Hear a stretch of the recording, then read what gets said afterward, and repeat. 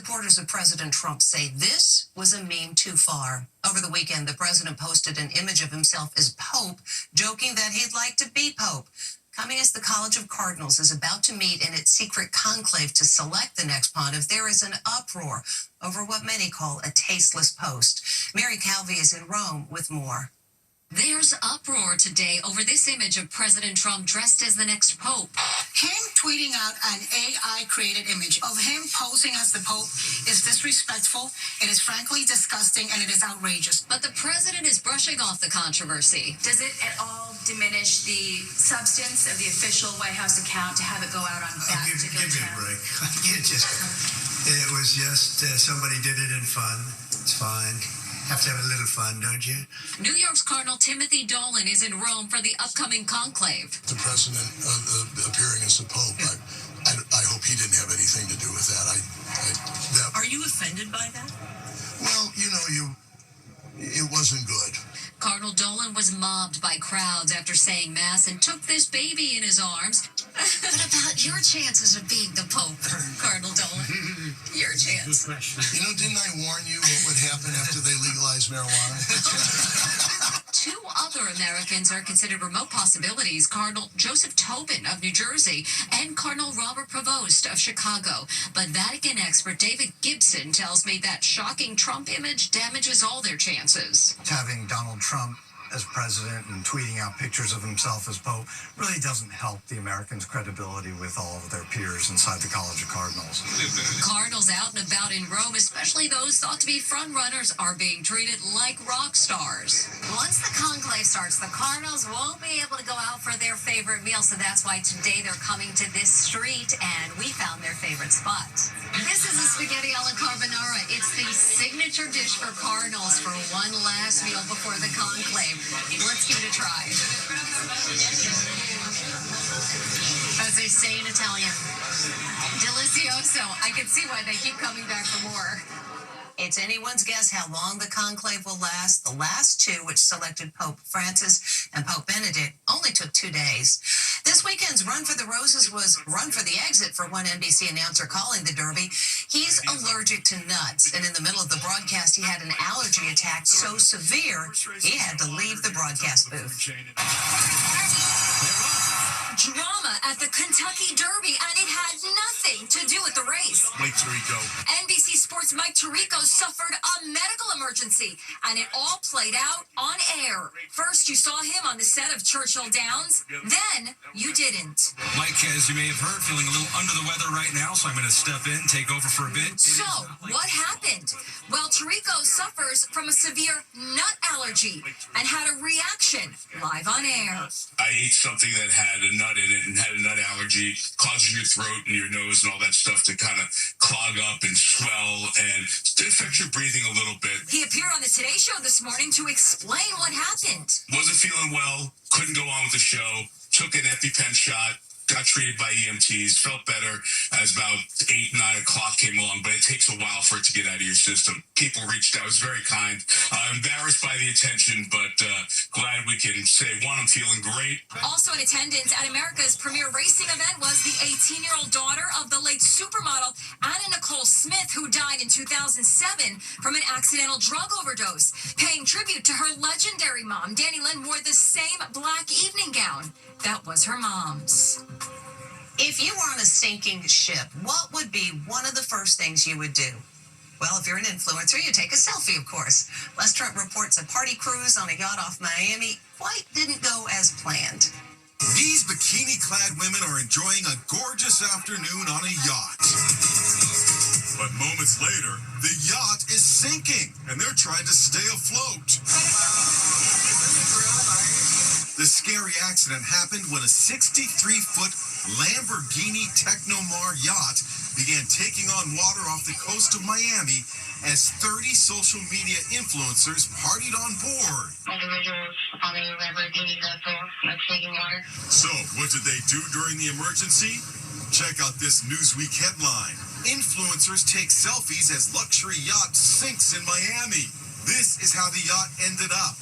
Vertical. The women were rescued one by the Coast Guard. That's a Lamborghini boat and it's sinking. Oscar Diaz is the captain of another yacht and shot this video. Did you see the social media influencers? What were they doing when you saw them? They were just mainly taking videos and pictures, documenting the scene, and obviously everybody wants to get content and just post it on social media. Yep. Once they were safe, some of the passengers jokingly compared their ordeal to the Titanic. Women and children first. Women and children. Iceberg. Iceberg. Regan Hartley, a former Miss America contestant, rescued something special, a $350 bottle of tequila. The baby's safe. That Lamborghini yacht rents for more than $8,000 a day. In other news, the grieving parents of a college freshman who died last February are tormented by unanswered questions. How did their daughter fall from a dormitory walkway? And why has it taken nearly 3 months for a photo of the mystery man last seen with her to be made public? Memories fade, and they tell our Jim Murray that they fear important information about their daughter's death may be gone forever. She is the radiant college freshman whose life came to a sudden and tragic end following a deadly fall on the campus of UC Santa Barbara. Now her heartbroken father is calling on the public's help in his search for answers. She was our only child. She was our world, obviously. These are the last images of Liz Hamill taken at a restaurant near campus with friends on Valentine's Day. The 18-year-old, who was studying chemistry, was seen leaving with this young man at 10:06 p.m. 21 minutes later, she was found unconscious. Unconscious subject. You can't see if your patient will be in front of the bike rack. Liz was found in the courtyard of this dorm across campus from where she lived. It's believed she may have fallen from an upper floor walkway, but at this point her family has more questions than answers. The railing at her height is high, and we don't understand what could have happened. Friend Charlotte Kester and roommate Maddie Thornblum were with Liz just before she left with the mystery man. We just saw her being happy, being her usual self. Did you know anything about this young man she was with? No, nothing. We just saw her talking with him. They grew alarmed in the morning when they realized Liz had never come home. We were super scared and we tried calling a bunch of times. They called police and learned Liz was hospitalized in critical condition. She died 6 days later. Liz's devastated dad has now hired an attorney to get answers after police never released an image of the mystery man. We thought by putting out his picture as much as we could that someone would know him and come forward. It worked. He was identified by the public. Liz's father tells me police spoke to the man who claims Liz fell and he left the scene without calling 911 because he was scared. Police are not calling him a suspect and he's denied any wrongdoing. Let us know what happened. We're not accusing anyone of wrongdoing. We just want the information. Spring term ends in 1 month. Liz's parents are hopeful that students who might know something will speak up before they leave for summer. And a reminder, Wednesday is the deadline to get your real ID driver's license. You will need it to travel domestically by plane. And fair warning, there are huge long lines at the DMVs around the country, so be prepared to wait. Next, Kelsey Grammer's sister's murder. She was a poem, a light, fun, innocent and wise. Exclusive. 50 years later, what Kelsey's brother is telling Inside Edition about their slain sister. It was powerful and it was touching. Plus, nice catch, Dad. He covers his eyes. How about that? Snagging the fly ball with his eyes shut. Inside Edition with Deborah Norville. We'll be right back. We're shining a light on mental health awareness. This is a reminder to take a deep breath. It's video of a real-life day of the locusts. Watch as a driver plows right through swarms of locusts as they smash into the windshield. This biblical scene was captured in Queensland, Australia. Authorities say there has been an increase to plague proportions because of record rainfall. Last time we brought you that emotional interview with Frasier star Kelsey Grammer talking about the murder of his sister. And now in an exclusive interview with our Les Trent, Kelsey's brother talks about the impact that tragedy had on their family. Kelsey Grammer's brother is reacting to the dramatic interview the actor gave about the murder of their sister. She was a poem, a light. Fun, innocent, and wise. It was powerful and it was touching. And very sad. John Grammer, a sculptor living in Sarasota, Florida, says the slaying of their sister Karen in 1975 is something the family never got over. Karen was abducted from a Red Lobster in Colorado and stabbed to death by a spree killer.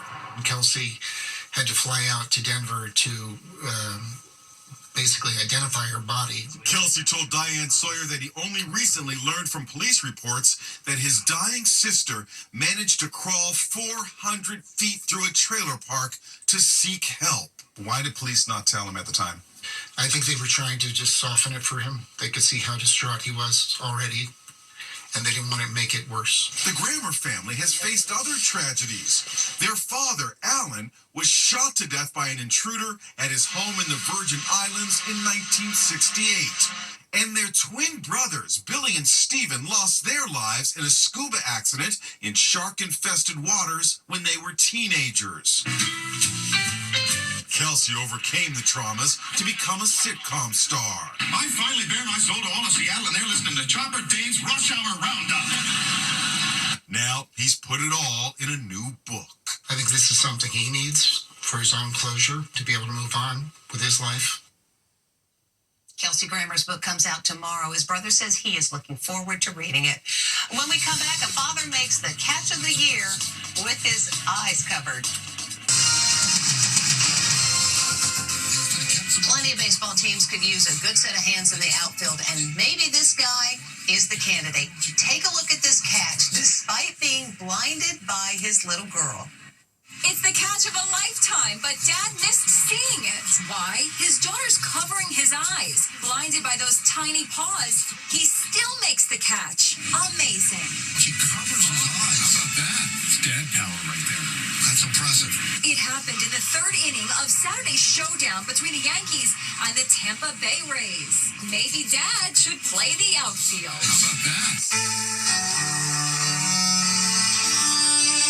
And speaking of the big leagues, cellist Ian Forrest dazzled everyone at New York's Madison Square Garden with this electrifying performance of the national anthem.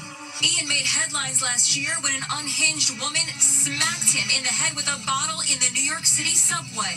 Fully recovered, the virtuoso cellist got a new gig.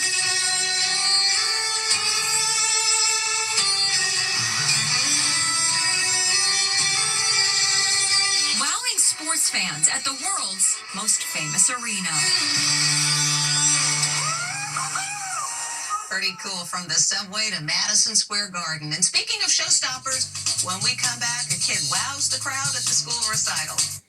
Life Alert. One touch of a button can get you help fast. I've fallen and I can't get up. Don't worry. Help is on the way.